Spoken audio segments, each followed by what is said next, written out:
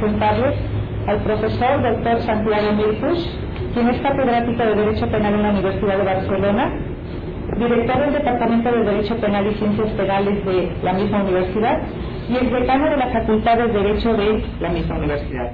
Nació en 1947, cosa que no debí de haber dicho, pero bueno, en Barcelona. Se licenció en Derecho en 1969 por la Universidad de Barcelona con el primer premio extraordinario en el examen de grado y se doctoró en 1973.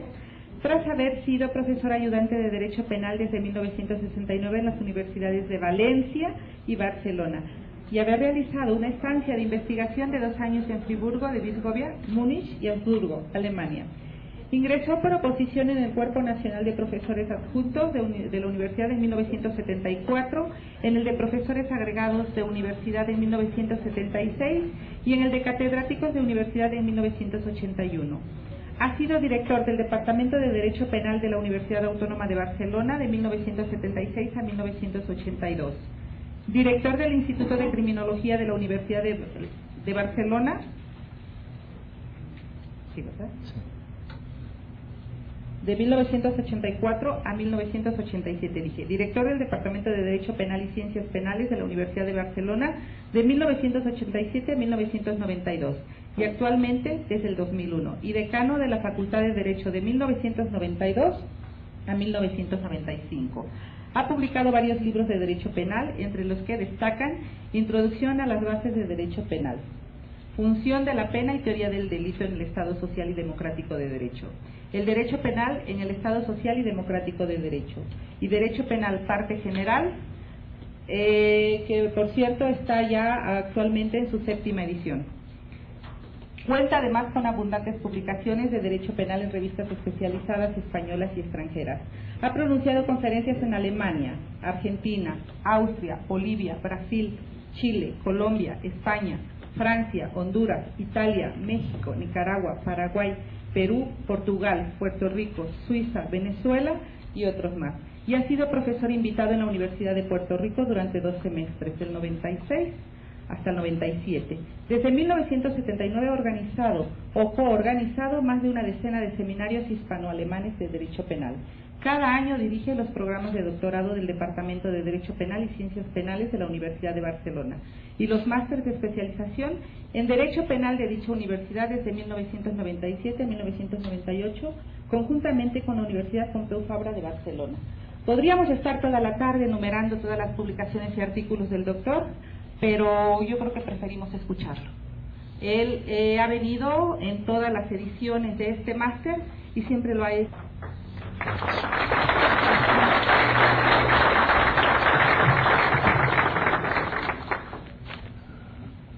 Bueno,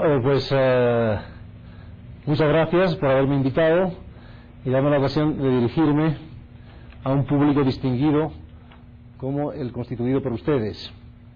De todas formas, quiero tomarme la libertad de preguntarles si puedo quitarme la chaqueta, porque la verdad es que está haciendo calor aquí, y yo me tomo las clases como un deporte. El deportista no puede ir abrigado, tiene que sudar. En fin, vamos directamente a lo que nos ocupa. Yo voy a hacer un planteamiento general hoy de mi concepción del derecho penal para pasar a continuación a desarrollar puntos clave de la parte general del derecho penal. O sea que voy a hacer una selección de problemas importantes de la parte general del derecho penal. Pero tengo que empezar desde el principio por la fundamentación y la concepción general de la materia, que me parece preferible. Bien, mi punto de vista es que la función del derecho penal es clave para comprender el sentido de todo el edificio jurídico penal. Hace 25 años que se ha ido imponiendo en derecho penal un punto de vista funcionalista. La palabra funcionalismo se popularizó sobre todo en la sociología y hace referencia a la idea de que lo más importante en cuestiones culturales, sociales, es la función que desempeña la institución de que se trate. Es cierto que la realidad social se constituye a través de la asignación de funciones. No hace falta ser un sociólogo funcionalista para llegar a esta conclusión. La filosofía analítica también ha puesto de manifiesto cómo la atribución de funciones es la clave de los conceptos sociales. Los seres humanos tenemos la capacidad de crear realidad social, y lo hacemos para cumplir ciertos objetivos, para satisfacer determinadas funciones. Por ejemplo, queremos trasladarnos más deprisa que andando e inventamos el automóvil. El automóvil tiene la función de trasladarnos de un sitio a otro. Se crea para desarrollar esta función. Todos los conceptos sociales se desarrollan con la mira puesta en cumplir alguna función. Es evidente que el derecho también se crea para cumplir funciones. El derecho está ahí para cumplir ciertas funciones. Y la idea de cuál es la función que atribuimos, en este caso al derecho, es la primera y más importante que tenemos que tener clara. Igual como si nos referimos a un automóvil, para seguir con el ejemplo, lo más importante es saber que sirve para trasladarnos, mucho más importante que si tiene un color agradable, o si resulta cómoda o bella la tapicería. Lo más importante es que sirva a la función de traslado de forma cómoda. Pues lo mismo ocurre con el derecho. Lo más importante en cualquier análisis del derecho es partir de qué función atribuimos al derecho. ¿Para qué sirve el derecho? ¿Qué esperamos del derecho? Evidentemente, el punto de vista del derecho es un punto de vista práctico. Y toda la teoría del derecho tiene que partir de esa constatación. Sería absurda una teoría del derecho que quedara a espaldas de la función práctica del derecho. Toda la teoría del derecho tiene que partir de la función práctica del derecho. En derecho penal, creo que esto es perfectamente aplicable. Si nosotros considerásemos que el derecho penal tiene que cumplir una función pues meramente vindicativa, pues todo eso tendría una serie de consecuencias a la hora de organizar todas las normas jurídico-penales y su aplicación. Si entendemos que el derecho penal tiene una función de control de la delincuencia, pues esto va a tener una serie de consecuencias en la concepción de las normas jurídico-penales y su aplicación.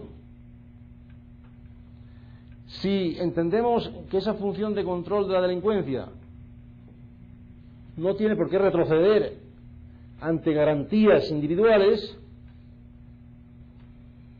entonces eso va a tener también sus consecuencias en toda la concepción del derecho penal.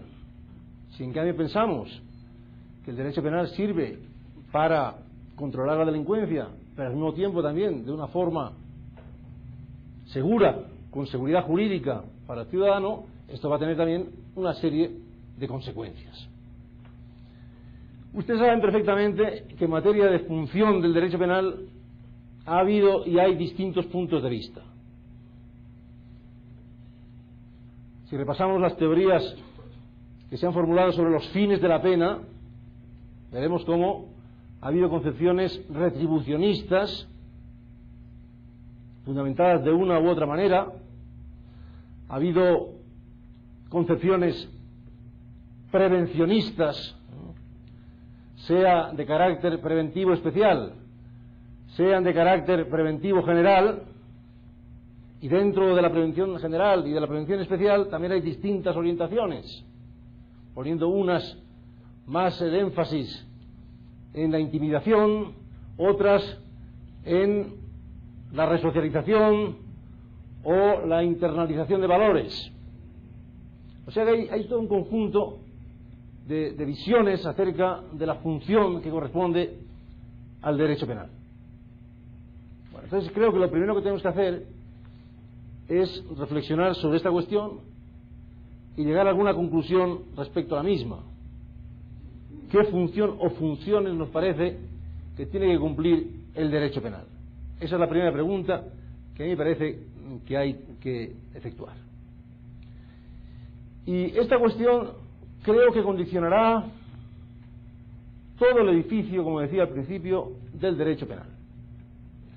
No solo la cuestión de la pena o de las medidas de seguridad, es decir, de las consecuencias jurídicas del delito, sino también la propia teoría del delito va a depender de la concepción que tengamos de la función del derecho penal. Ustedes han oído que uno de mis libros se llama Función de la pena y teoría del delito en el Estado social y democrático de derecho. Porque efectivamente ahí resalté hace bastantes años cómo no solo la teoría de la pena, sino también la teoría del delito tienen que partir de esa idea de función del derecho penal. Porque la función de la pena siempre se ha discutido, siempre se ha tenido en cuenta, pero cuando hablamos de teoría del delito parece que nos podemos olvidar a veces de la cuestión de la fundamentación del derecho penal o de las funciones del derecho penal, de los fines de la pena, porque parece que la teoría del delito sea una cuestión más lógica o abstracta, o más desvinculada de la política jurídica y de la política criminal. Creo que esto no es correcto. Todo el derecho tiene una función, todo el derecho penal tiene una función, y esa función es una función político-jurídica, es una función de política jurídica. En derecho penal la política jurídica se llama política criminal. El derecho penal está al servicio de una política criminal, de una determinada política criminal. Todo derecho penal es plasmación de una política criminal determinada.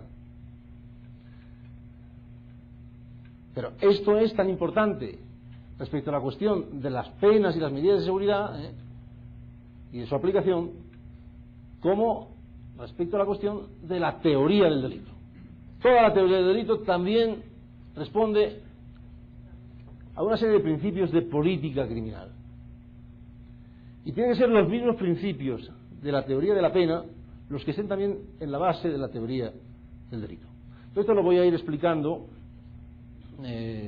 pues en este rato que tenemos, y voy a empezar en primer lugar repasando algunas nociones muy básicas, de modo que ustedes se pueden sentir ofendidos incluso, porque yo venga aquí a recordar conceptos tan sencillos, pero a mí no me importa ofender al auditorio en este sentido, y generalmente acaban agradeciéndomelo, o sea, acaban agradeciéndomelo que ofenda al auditorio, recordando conceptos básicos. A mí personalmente siempre me gusta que me recuerden conceptos básicos, porque los conceptos básicos hay que tenerlos siempre presentes. Las personas que tienen formación, las personas que tienen buena formación, son las personas que siempre enlazan las cuestiones concretas con los principios generales. Las personas que no tienen formación o tienen mala formación son las que van de cuestión concreta en cuestión concreta, sin saber encontrar principios generales que organicen todo el mare magnum. Bueno, pues a mí que me gusta tener buena formación, me gusta siempre tener muy claros los principios generales y las cuestiones básicas. Y sobre estas cuestiones habrá que seguir reflexionando siempre. Esto es como lo que ocurre en filosofía en general. Todo el derecho se basa bastante en cuestiones filosóficas, como ustedes saben, ¿no? Y la filosofía siempre se ha ocupado de los mismos problemas. Desde Tales de Mileto hasta hoy estamos discutiendo en filosofía las mismas cuestiones. Y habrá que seguir discutiendo siempre las mismas. Pues lo mismo ocurre con los conceptos básicos del derecho. Esos conceptos básicos hay que seguirlos teniendo en cuenta continuamente siempre. Bien, pues decía que la función del derecho penal, que es clave, pues se puede enfocar, por ejemplo, desde una perspectiva retributiva o desde una perspectiva preventiva, de prevención general, prevención especial. Voy ahora a repasar muy rápidamente, porque doy por supuesto que todo esto es perfectamente conocido, pero para que sepan ustedes cómo yo lo entiendo, para aclarar conceptos y terminología, pues ¿a qué me refiero cuando hablo de estas cosas, de retribución, de prevención general, prevención especial, etcétera? Yo hablo de retribución en el sentido estricto de la palabra. El sentido estricto de la palabra retribución significa lo siguiente: se impone una pena al que ha cometido un delito, no para conseguir algún beneficio social, sino simplemente porque es justo imponer esa pena. O sea, la idea retributiva renuncia a cualquier finalidad que quisiéramos conseguir con el derecho penal. Quien entiende que la pena es retribución renuncia a atribuir a la pena ninguna finalidad. Cree que la pena no se impone para conseguir nada, sino simplemente porque es justo imponerla. O sea útil o no sea útil la pena, sirva o no sirva para algo práctico, el retribucionista considera que hay que imponer la pena al delincuente porque ello es justo, simplemente. Por eso se dice que la retribución, en sentido estricto, es ciega.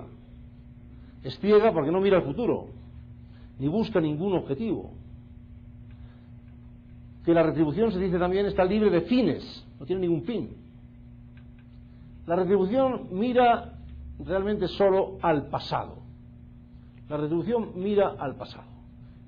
Una persona ha cometido un delito en el pasado, hace un tiempo, tenemos que imponerle una pena porque así lo exige la justicia.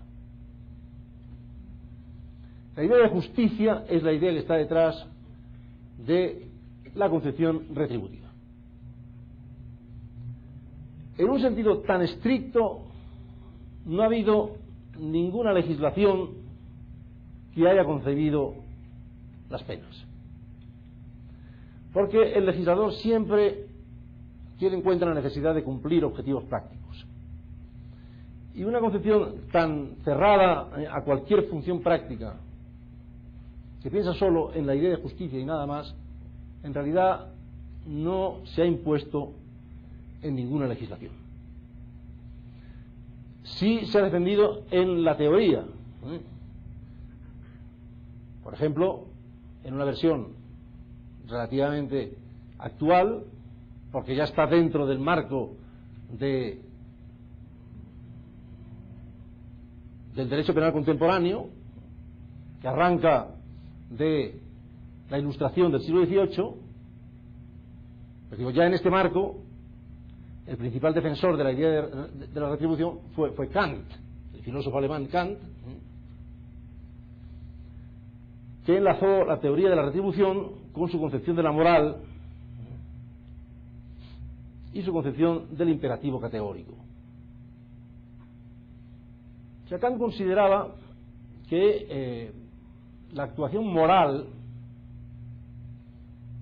no persigue ningún objetivo, que algo no es moral porque tenga buenas consecuencias, porque produzca buenos resultados, sino que algo es moral simplemente porque lo exige la conciencia. Porque los seres humanos tenemos una conciencia que nos dicta lo que está bien y lo que está mal. Y cuando nuestra conciencia nos dicta que tenemos que hacer algo porque está bien, pues eso es lo que hay que hacer. Lo que hay que hacer moralmente, con independencia de que esto tenga o no tenga resultados prácticos positivos. La cuestión de la moral, según Kant, no es cuestión de consecuencias ni de resultados. Es una cuestión de un imperativo categórico. Seguir la conciencia es un imperativo categórico. En este sentido, retribución para Kant significa hay que castigar al delincuente porque así lo exige el imperativo categórico de la justicia. Nuestra conciencia nos dice esto que ha hecho esta persona es algo inadmisible, tenemos que reaccionar con una sanción retributiva. Para controlar la delincuencia, no. Eso de controlar la delincuencia sería ya una finalidad práctica, es ajena a la idea de retribución. Simplemente tenemos que castigar porque tenemos que castigar, porque eso lo exige la justicia. Fíjense que hay un aforismo que se utiliza no solo en el derecho penal, sino en el ámbito de lo jurídico en general, que es aquel que dice fiat justitia pereat mundus. Fiat justitia pereat mundus. Hágase la justicia aunque perezca el mundo. Bueno, esto es exactamente lo que decía Kant. Kant decía esto, y esta frase viene de él, viene de Kant. Dice, fiat justitia pereat mundus, es decir, si la justicia exige que hay que hacer algo, hay que hacerlo, aunque esto sea lo último que tengamos que hacer. Una forma, digamos, un poco exagerada, de poner de manifiesto lo que quiere decir un planteamiento retribucionista puro como este que está defendiendo Kant. La cuestión no es que vayamos a vivir mejor, más tranquilos, más seguros. No, la cuestión es que la justicia exige hacer esto. Y si esto es contraproducente porque acabará produciendo más problemas, pues da igual. Pereat mundus, pero hay que hacer justicia. Hay que hacer justicia. Hay un ejemplo que pone de manifiesto lo que pensaba Kant, porque es un ejemplo que el propio Kant puso. Un ejemplo seguramente muchos de ustedes ya conocen. Es el ejemplo de una isla pequeña. Estamos situados en otra época histórica en que no había globalización, no había comunicaciones globales, y esa isla pues no tiene ningún contacto con el resto del mundo exterior, ¿no? Pongamos siglo XVIII, y barcos de madera todavía, ¿no? O sea, hay una isla con una sociedad constituida que un día decide disolverse. Se cansan los habitantes de la isla de estar siempre allí en la isla y deciden disolverse, repartirse por el mundo y no verse nunca más. Pero hay algunos delincuentes detenidos en prisión, y algunos esperando ser ejecutados. Entonces uno pregunta, ¿no? Si nos disolvemos, ¿qué hacemos con estos delincuentes? ¿Tenemos que ejecutarlos o ya no hace falta ejecutarlos? Porque ya no nos vamos a ver nunca más. Es decir, desde el punto de vista del bien común o de la prevención de delitos, la protección de la sociedad, ya nos da igual, porque ya no vamos a estar nunca más juntos. Y a este delincuente nunca más lo veré. ¿Tenemos que ejecutarlos o ya no hace falta? Y entonces Kant dice, no, hay que ejecutar hasta el último asesino para que todos vean el valor de sus actos. Esta es la respuesta que da él. Es decir, aunque no sirva ya para nada en nuestra sociedad, porque no habrá más sociedad, de todas formas tenemos que castigar, porque así lo exige la justicia, en definitiva, es lo que quería decir. Resalto esto porque generalmente se considera que la pena tiene algún tipo de función retributiva, pero no se piensa que esa idea de retribución tenga que llegar tan lejos como esto que estamos diciendo. O sea, se está pensando en una retribución mucho más moderada, no una idea tan radical, que prescinde de cualquier finalidad práctica, y que considera que esa necesidad de imponer la pena porque es justo pasa por encima de cualquier otra consideración de utilidad social. Pero esa es un poco la fundamentación radical de la idea de retribución. Retribución, justicia. Justicia exige la respuesta con una pena, y esa es la única consideración que tiene que tenerse en cuenta desde este punto de vista retributivo. Bueno, Kant no era un jurista, y por eso dijo todo esto que dijo. Los juristas siempre han sido mucho más prácticos y no han pretendido ser tan puros ni tan justos tampoco. Hay algún problema que enseguida uno ve en cuanto analiza una posición como esta. ¿Qué es la justicia? No, hay que castigar porque es justo. Bueno, ¿y cuándo es justo castigar? En primer lugar, ¿cuándo es justo que algo sea delito? ¿Y cuándo es justo? ¿Y qué medida de pena es la justa? Esto es un poco complicado. Kant parte de la teoría de la moral. Bueno, a nivel moral, individual, porque él considera que la moral es individual, de la conciencia de cada cual, pues cada cual tendrá su sentido de justicia, su conciencia, su sentido de justicia. Pero el derecho no puede depender de la conciencia de este ni del otro, ¿no? El derecho tiene que llegar a una conclusión que valga respecto a muchas personas que tienen conciencias distintas, que tienen puntos de vista distintos, y más en sociedades complejas, con distintas culturas, multiculturales, con religiones diversas. Todo eso se complica mucho. ¿Qué es la justicia? Hombre, cuando la sociedad eran 4 tribus que compartían completamente todos los valores, pues todos sabían perfectamente lo que era justo, porque todos compartían las mismas ideas. Pero en nuestros países, ya muy complejos y complicados, la verdad es que ya no es tan sencillo decir qué es lo que es justo y lo que no es justo.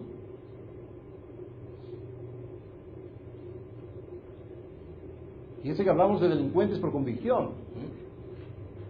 Decimos, hay delincuentes por convicción. Bueno, los terroristas, estos terroristas que están dispuestos a dar la vida, porque están convencidos de que lo que hacen es justo, desde su punto de vista es justo. Entonces, ¿qué tenemos que hacer nosotros? No, como actuó por la justicia, entonces lo que hicieron ya está bien. No, perdone, usted tendrá su punto de vista de justicia, pero yo tengo mi punto de vista de justicia. ¿Con cuál me quedo? El problema no es tan simple como pensaba Kant. El derecho está mucho más lejos de la moral de lo que él pensaba. Es mucho más complicado que la cuestión de la moral.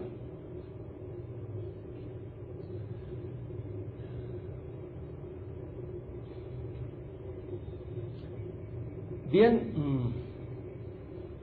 decía que las legislaciones en realidad nunca han acogido un punto de vista tan moralista. Siempre los legisladores han considerado que había que atribuir al derecho penal funciones prácticas, utilitarias, de prevención de delitos. El derecho penal tiene que conseguir controlar de alguna manera la delincuencia. Esto no quiere decir que no se maneje continuamente también la idea de retribución, pero la idea de retribución en el marco de una política criminal que tiene funciones prácticas también, que no se limita solo a que se realice la justicia, ocurra lo que ocurra, sino siempre buscando conseguir funciones prácticas de utilidad social. En ese sentido, aparece entonces la idea de la prevención. No se actúa solo porque se considere justo, sino también para conseguir prevenir delitos. Para prevenir delitos.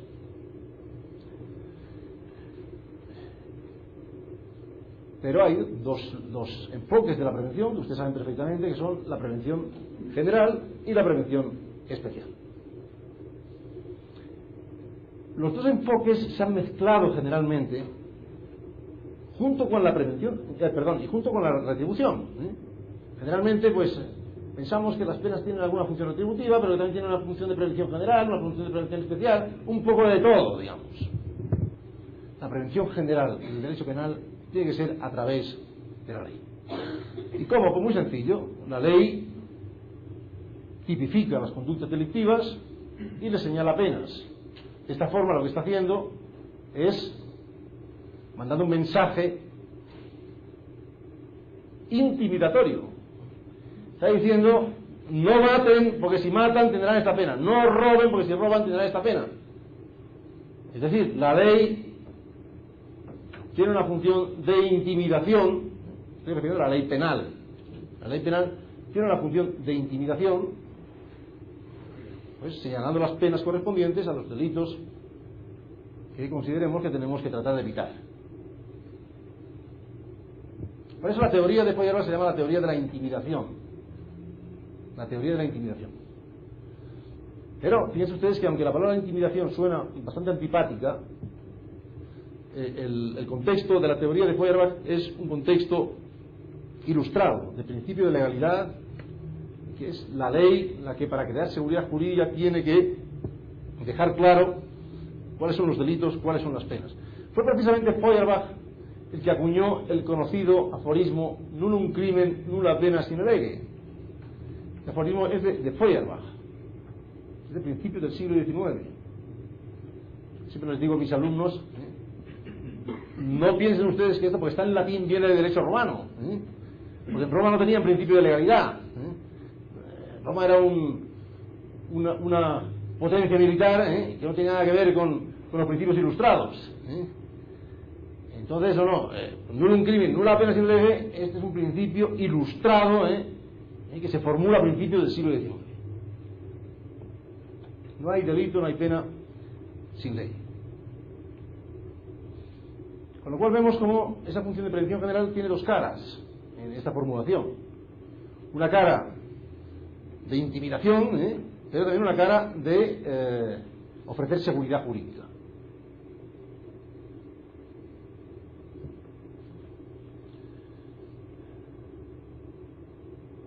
Fíjense que este punto de vista de la ley como concepto clave,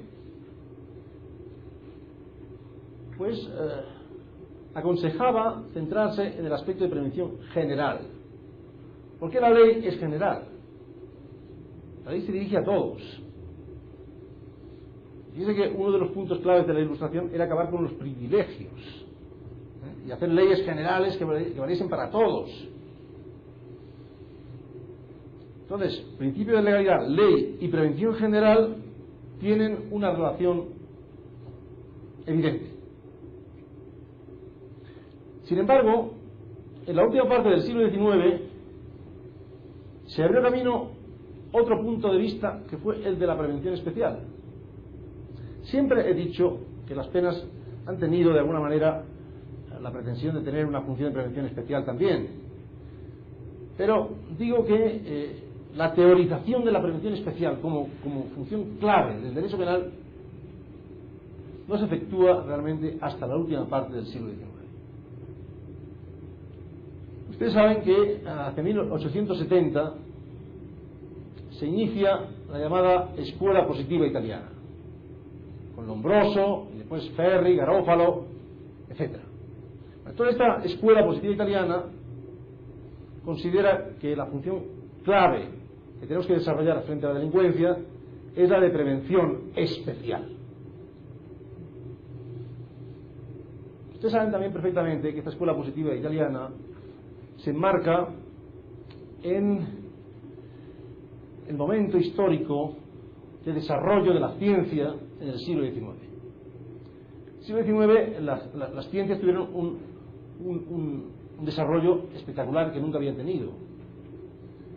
Y concretamente, a mediados del siglo XIX se produce esa explicación general del mundo de Darwin,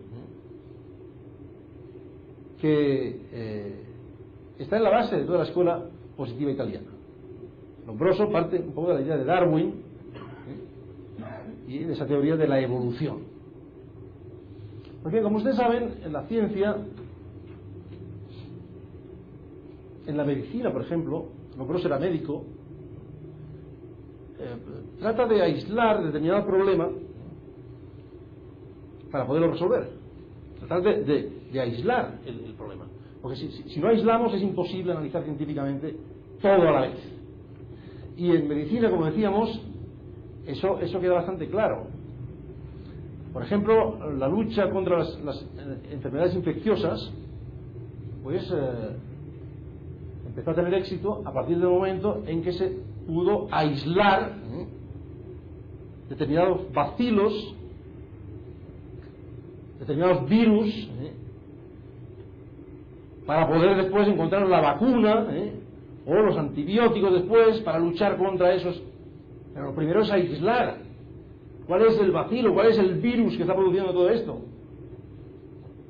Una vez que sabemos cuál es el bacilo, por ejemplo, el bacilo de Koch en la tuberculosis, entonces podemos atacar ese bacilo de alguna forma. Pero si no sabemos cuál es el factor que está produciendo eso, no sabemos cómo atacarlo. Bueno, pues en el planteamiento de la escuela positiva italiana hay un poco este planteamiento. Que tenemos que aislar cuál es la bacteria aquí que tenemos que combatir. Entonces dice, de toda la sociedad, lo que nos interesa es aislar a los delincuentes. Estas son las bacterias, digamos, que tenemos que combatir. Y una vez que tengamos aislados a los delincuentes, entonces vamos a clasificarlos también para saber qué clases de delincuentes tenemos y cómo hay que atacar a cada uno de ellos. Porque también hay distintas bacterias y cada uno hay que atacarla de una forma distinta. Esta es la idea de la escuela positiva italiana.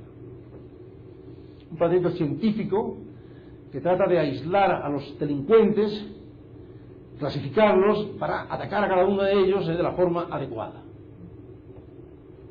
Delincuentes primarios, delincuentes ya más habituales pero todavía corregibles, delincuentes incorregibles, pero también pues delincuentes sexuales, delincuentes contra la propiedad, delincuentes, en fin, toda una serie de tipología para saber cuál es el tratamiento adecuado para cada uno de ellos. Ustedes saben también que entonces pretendía esta escuela suprimir esa categoría abstracta de pena por la de medidas de seguridad que se adaptasen ya más perfectamente a cada una de las clases de delincuentes que tuviéramos, etc. Bueno, esa idea nos ha impuesto y lo que se ha visto también es que un planteamiento como el de la escuela positiva italiana tiene grandes peligros para la seguridad jurídica. Porque de todas las cosas tampoco hemos podido todavía conseguir saber cuándo alguien va a delinquir. No hemos podido conseguir, pues no sé, observando a los niños de un colegio, es decir, bueno, de estos niños, este y este van a ser los que van a delinquir y vamos a centrarnos en ellos. Bueno, podemos decir, estos niños son niños problemáticos, niños que plantean cuestiones, pero de eso a decir, este va a ser delincuente y este no sé qué, y vamos a tratarlos aquí de una forma intensiva. Todo eso no lo podemos decidir científicamente porque no sabemos todavía qué es lo que decide la actuación de una persona. Todavía en eso estamos en pañales. Porque algún día a lo mejor sabremos un poco más respecto a estas cuestiones. Pero en fin, lo que les quería poner de manifiesto es que el ambiente cultural de la última parte del siglo XIX, el ambiente científico, de positivismo científico, condujo a esa otra concepción que puso por delante la idea de prevención especial. Porque consideró que en realidad esa teoría de la prevención general era muy poco eficaz. Eso de dirigirnos a toda la sociedad con la misma amenaza para todos, cuando hay tan distintas clases de personas y de ambientes sociales, etc., eso no podía ser completamente eficaz. y que era mejor tratar de clasificar, identificar delincuentes, tratar a cada uno con la medicina que le correspondiera, etcétera, etcétera.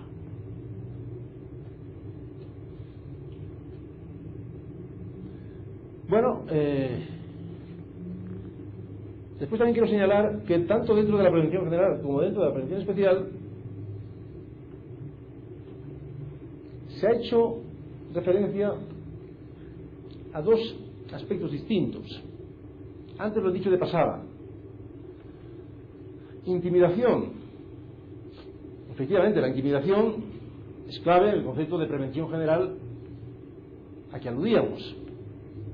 Feuerbach formula una teoría que es la teoría de la intimidación, justamente. Se intimida amenazando con penas.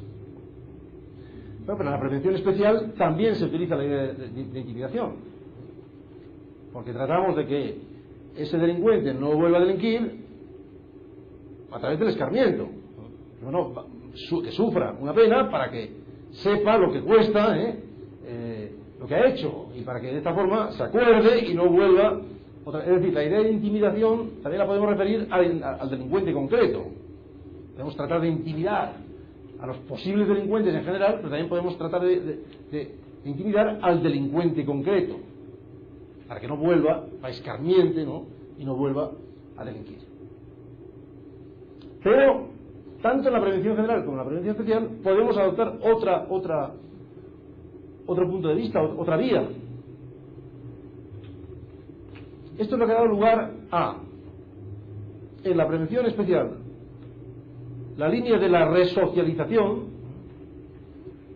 y en la prevención general a la llamada prevención general positiva. Empiezo por la resocialización porque es lo más conocido. Es de todos conocido, que a partir de determinado momento se consideró que la prevención especial tenía que perseguirse a través de tratamientos que consiguiesen recuperar a los delincuentes para la sociedad, que tratasen de resocializar al delincuente. Fíjense que la idea de resocialización ya no es la idea de intimidación. No resocializamos solo a base de miedo, de amenaza o escarmiento. Tratamos de resocializar mediante un tratamiento penitenciario, que tiene que además adaptarse a las características del individuo. El tratamiento de un delincuente sexual no puede ser el mismo tratamiento que el de un delincuente, lo que sea, agresivo, contra la vida. A veces pueden mezclar las dos cosas, evidentemente. Pero cada tipo de delincuente tiene necesidad de un tratamiento distinto. Tratamientos que pueden ser tratamientos psicológicos, por ejemplo, ¿no? Respecto a violadores, hay programas en España que se llevan a cabo en las prisiones, ¿no?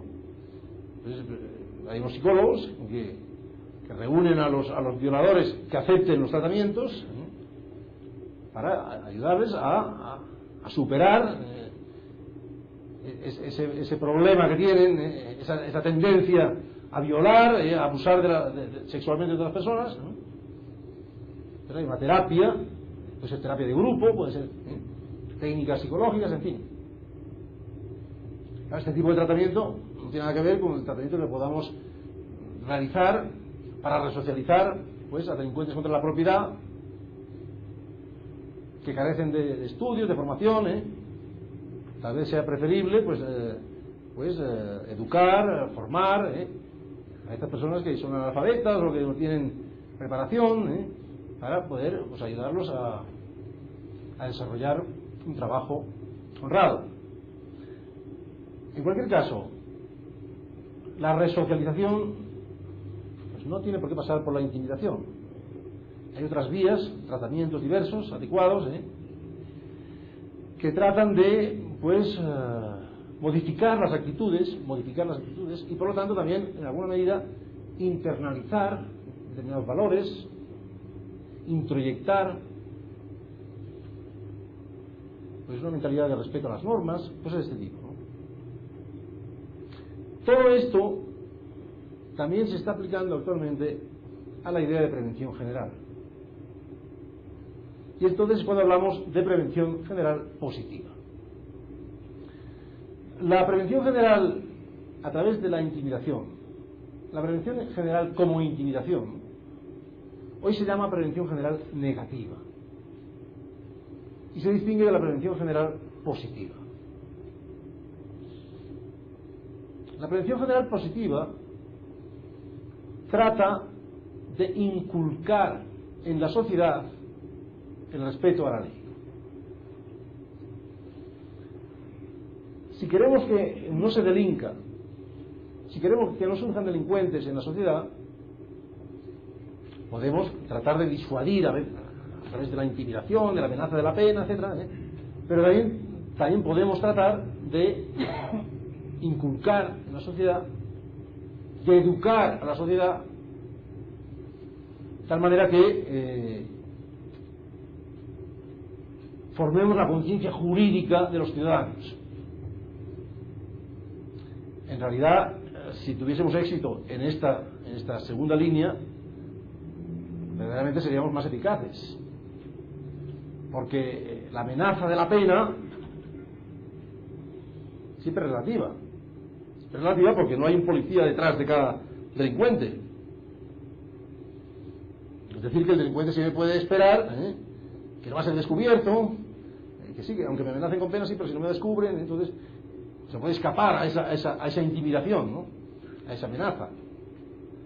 Pero si logramos inculcarle una actitud de respeto a la ley, etcétera, eso le va a guiar mucho más de forma constante. Pero por eso hoy en día se recalca este aspecto también de prevención general positiva. Dice, un derecho penal no tendría que esperar solo eficacia de la intimidación pura y dura, sino que tiene que también tener un objetivo de educación colectiva, que produzca ese efecto de prevención general, pues no estrictamente intimidatorio. A mí me gusta a veces poner como ejemplo también lo que hacen los padres respecto a los hijos cuando quieren educarlos. Evidentemente que habrá momentos en que los padres tendrán que sancionar, porque a veces es inevitable, que al niño pequeño, que tiene un año, es difícil razonarle con muchos argumentos. Un niño que tiene 9 meses, 10 meses, un año, no se le puede argumentar con grandes... A veces no habrá más remedio que pegarle un grito, o hacer algo para asustarlo, para que no vuelva a meterse en ese peligro, etcétera, etcétera, ¿no? Pero a medida que el niño se va haciendo mayor, pues los padres tienen que argumentar, tienen que tratar de ir inculcando, de tal manera que el niño no actúe solo por miedo a su padre o miedo a su madre, sino porque realmente vaya desarrollando una actitud interna que al final pues si verdaderamente la tiene desarrollada, va a influir a lo largo de toda su vida, ¿no? Bueno, no es fácil que el derecho consiga educar a todos sus ciudadanos a través de las penas, a través de la amenaza de penas. Eso no es nada fácil, Pero en definitiva, yo quería en este momento comentar brevemente estas líneas de prevención general positiva, que enlazan con esa otra de resocialización, pero que en lugar de aplicarse a la prevención especial positiva, se refiere a la prevención general positiva. Bien, todo esto son ideas que, como digo, todos ustedes conocían perfectamente, pero quería un poco reflexionar sobre ellas para a continuación tomar posición respecto a estas cuestiones. Mi punto de vista es que la función del derecho penal no se puede decidir para todo tiempo y lugar, sino que depende mucho del contexto cultural en que nos inscribamos. No se ha hecho generalmente. Generalmente se ha pretendido resolver la cuestión del fin de la pena, como si eso fuera independiente del tiempo y del lugar. Cuando Kant hablaba de que la pena tiene que imponerse porque es justa, esto lo decía para todo tiempo y lugar. O sea, eso valía para siempre. Este tipo de planteamientos a mí me parece que son poco realistas. Me parece que el derecho se mueve en un contexto cultural determinado y que en cada contexto cultural la misión del derecho varía un poco o mucho. Si repasamos rápidamente la historia de la humanidad, vemos que ha habido distintos modelos de Estado y que en cada modelo de Estado la función del derecho penal varía significativamente. Es cierto que la historia de la humanidad no es una sola. La historia de Europa es una historia, la historia de Oriente es otra historia, la historia de África será otra, la historia de América tuvo sus derroteros. Pero simplificando, podríamos decir que en sociedades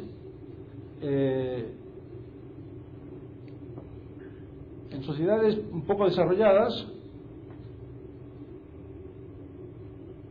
pues pronto se desarrolla una concepción teocrática. Por ejemplo, en Egipto, como ejemplo de Estado en el que la agricultura consigue aglutinar grandes masas de personas en un territorio,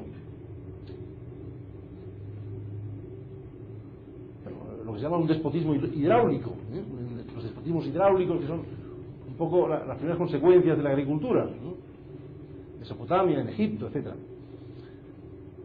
Bueno, sabemos perfectamente que en Egipto lo que había era un planteamiento teocrático, es decir, ahí la religión ordena toda la vida pública.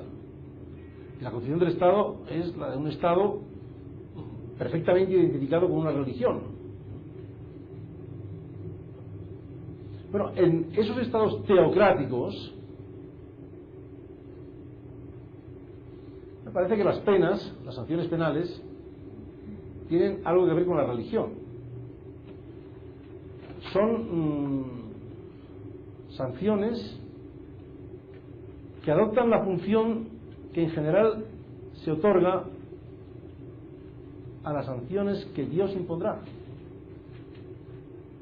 Cuando aplicamos esto al cristianismo y vamos, por ejemplo, a la Europa medieval, que también es un ámbito de la Europa medieval teocrático, la Europa medieval es la Europa del cristianismo, que después se enfrenta al Islam, pues entonces vemos cómo en la religión cristiana Dios en la otra vida castigará a los pecadores y premiará a los justos. Cuando el Estado es teocrático y se imbuye de estos principios, parece lógico que cuando aplica penas considere que tiene que hacerlo con un criterio parecido, es decir, tratando de castigar al malo como tenemos que premiar al bueno. De la misma forma que Dios va a castigar a los pecadores, pues nosotros tenemos que castigar también a los delincuentes. En realidad, ya en el siglo XX, el Papa Pío XII dijo ante un congreso de derecho penal que la función de las penas tenía que ser una función retributiva, porque tenemos que seguir el ejemplo de Dios y por lo tanto de castigar a los delincuentes. como se castiga a los pecadores. Esto parece bastante lógico en un planteamiento teocrático. Si el poder viene de Dios, si el poder representa a Dios, pues tiene que hacer un poco lo que haría Dios, hacer lo que haría Dios, que es castigar a los malos y premiar a los buenos. Entonces, la idea de pena retributiva pues es bastante lógica en un planteamiento teocrático. Pero en la historia de la humanidad no todos los estados han sido teocráticos. Es más, a partir de la Ilustración, como decíamos, pues se va imponiendo un modelo de estado no teocrático, un estado que ya no se fundamenta en la religión, sino que se considera al servicio de la sociedad. Ya no se dice el poder se legitima porque viene de Dios, sino se dice no, el poder se legitima porque viene del pueblo. En un planteamiento así, que además respeta distintas religiones, distintos puntos de vista confesionales, pues ya el modelo divino no tiene por qué ser el que tenemos que seguir. Dice un autor, un penalista alemán, que se llama Roxin, dice, es que en nuestros estados ya las sentencias no se dictan en nombre de Dios, sino en nombre del pueblo. Pero este cambio tiene que tener consecuencias. Si las sentencias se dictan en el nombre del pueblo y no en el nombre de Dios, entonces la función de estas sentencias hace servir al pueblo. ¿Y cómo servimos al pueblo? Entonces vamos a ir a la idea de prevención, tratando pues de proteger a posibles víctimas, evitar delitos, y también tratando de tratar con justicia a los acusados, ofreciendo garantías para que no sean condenados inocentes y cosas de este tipo. Entonces, en un planteamiento no teocrático, en un planteamiento al servicio del pueblo, parece que lo que tenemos que hacer es servir al pueblo, y en derecho penal pues lo servimos a través de la prevención de delitos y del respeto de ciertas garantías también para los posibles acusados. Pero si entonces vamos observando en más detalle, con más detalle, la evolución de nuestra historia en el siglo XIX, en el siglo XX, vemos que también ha habido matices importantes.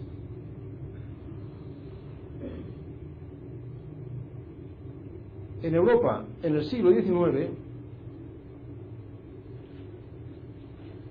se van imponiendo las ideas ilustradas poco a poco, pero en la doctrina penal esas ideas se aceptan generalmente. En Italia, Carrara, la escuela clásica, siguen estos principios liberales clásicos. En Alemania, a partir de Feuerbach, lo mismo, etc. Pero en ese planteamiento liberal del siglo XIX, la preocupación fundamental era limitar al poder. Así como en el antiguo régimen el poder era absoluto, y cuanto más poder mejor, porque así el Estado podría cumplir mejor sus funciones.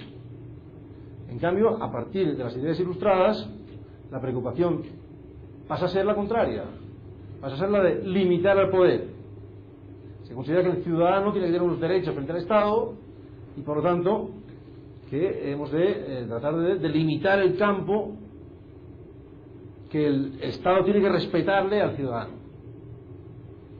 Entonces, los teóricos del derecho penal, la escuela clásica del derecho penal, se preocupa sobre todo por desarrollar una teoría que limita al Estado a la hora de ejercer el jus puniendi. He hablado del principio de legalidad. El principio de legalidad tiene un significado limitador, básico. Ya el Estado no puede hacer lo que quiera con los delincuentes.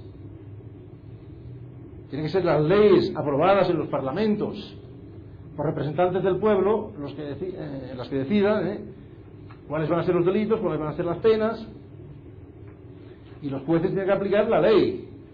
No pueden aplicar lo que quieran, sino la ley.